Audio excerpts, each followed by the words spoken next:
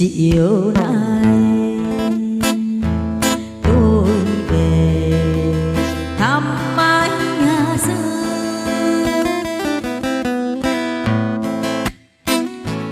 tìm em nhưng em còn đâu nữa, người xưa đã xa rồi. Một mình chiều nay trên nói nhỏ ngập lá mai,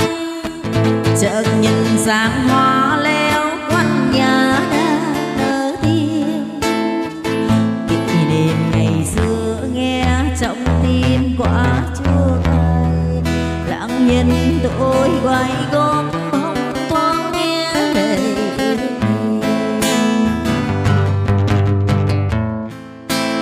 kỷ niệm ngày xưa nghe trong tim quá chua cay,